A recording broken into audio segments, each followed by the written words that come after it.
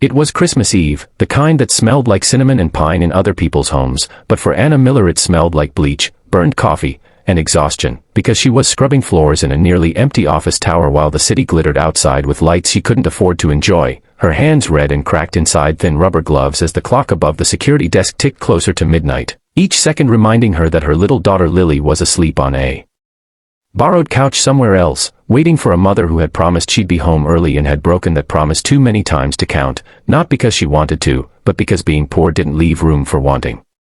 Anna moved methodically, pushing the mop back and forth, her mind replaying the same worries like a cruel carol on repeat: rent due in 4 days, the electric bill already past late, Lily's cough that wouldn't fully go away, the empty space under the tiny Christmas tree she'd dragged home from a sidewalk vendor because there was nothing left for presents. She paused by a window and looked down at the street, where couples hurried with shopping bags and laughter, and she wondered what it felt like to be relaxed on Christmas Eve, to not calculate every breath in dollars and cents.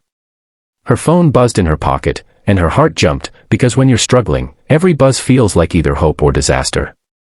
It was a text from Mrs. Carter, the elderly neighbor watching Lily. She asked if Santa knows where we live now. I told her yes. Anna swallowed hard, blinking back tears, whispering please, Santa, even though she hadn't believed in miracles for a long time. She wiped her face, finished the last corridor, and headed toward the executive floor, the one she hated most, because it felt like cleaning inside another universe, thick carpets, art on the walls, a silence that pressed on your ears. As she emptied a trash bin outside the corner office, the elevator chimed softly behind her. She froze, panic spiking. She wasn't supposed to run into anyone this late. A man stepped out, tall, composed, wearing a dark coat that probably cost more than her monthly rent, his presence calm and unhurried, like time itself bent for him. He stopped when he saw her, surprise flickering across his face. I'm sorry, he said, his voice gentle, not annoyed.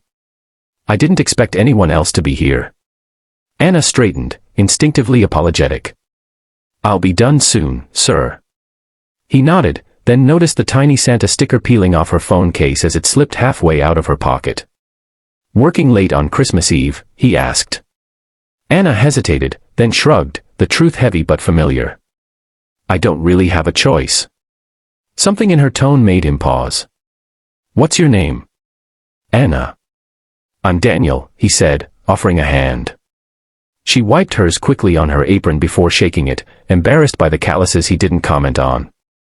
Daniel glanced around the immaculate office, then back at her. Do you mind if I ask why?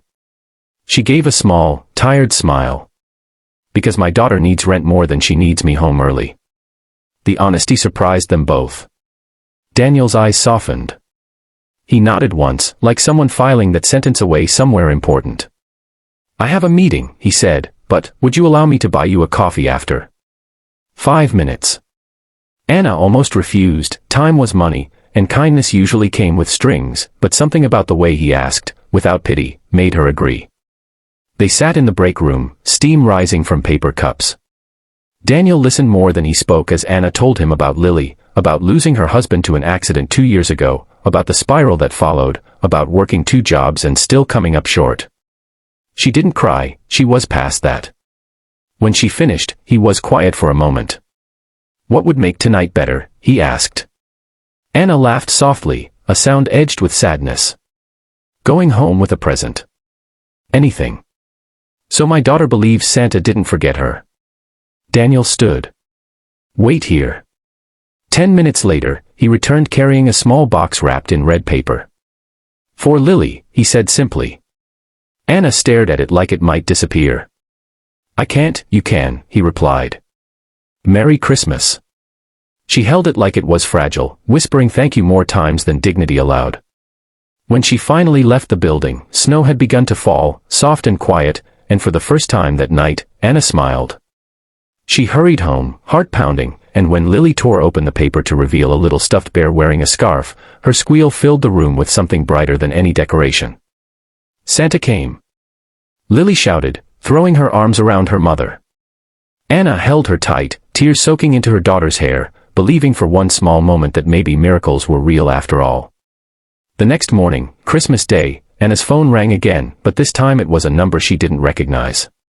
Anna, it's Daniel, the voice said. I hope I'm not interrupting. She nearly dropped the phone. He didn't waste time. I've been thinking about our conversation. I own the cleaning company contracted to that building. Anna's stomach tightened. I want to offer you a full-time position, day shift, benefits, double your current pay.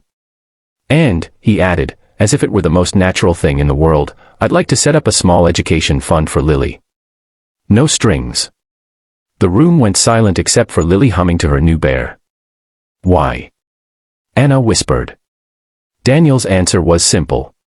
Because I had a mother who worked nights once, and someone helped her. This is how we keep the chain going.